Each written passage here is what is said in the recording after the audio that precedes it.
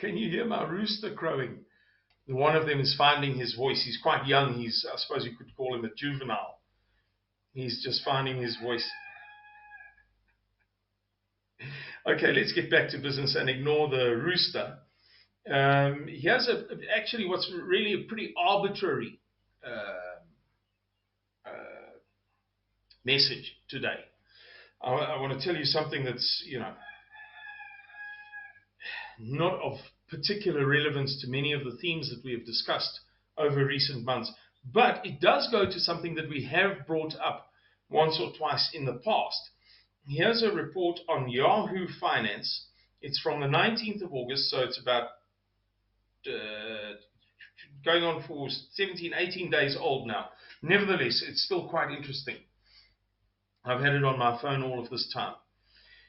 Reported from Toronto by Yahoo Finance on the 19th of August 2020, the Bank of Nova Scotia, some of you will know, is a province of Canada, will pay about $127.4 million to settle a US Commodity Futures Trading Commission, the famous CFTC, case that found that the bank manipulated and spoofed gold and silver futures contracts thousands of times over the last 8 years.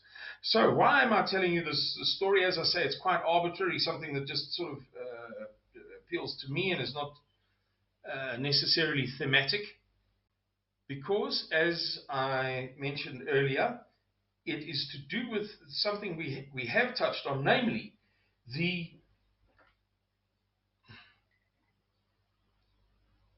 artificial depression of the gold and silver prices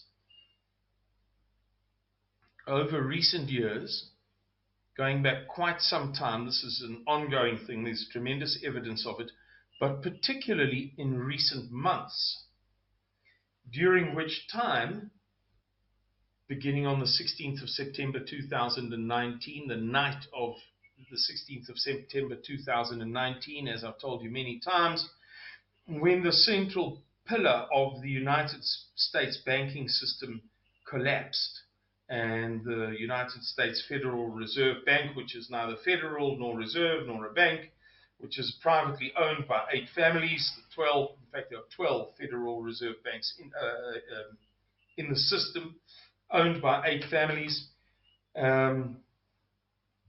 had to step in with $53 billion to prevent it collapsing entirely, completely on that night. Since then, the gold and silver prices have been terribly manipulated, and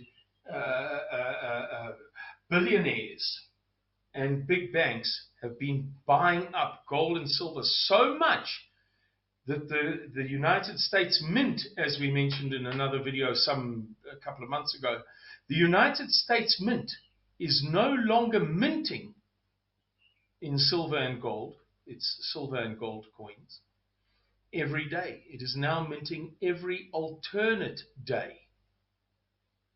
Even the United States of America, arguably the greatest state or power or empire in history, doesn't possess the necessary power and influence to secure a ready supply of gold and silver for its mint. It's a phenomenal thing that's going on.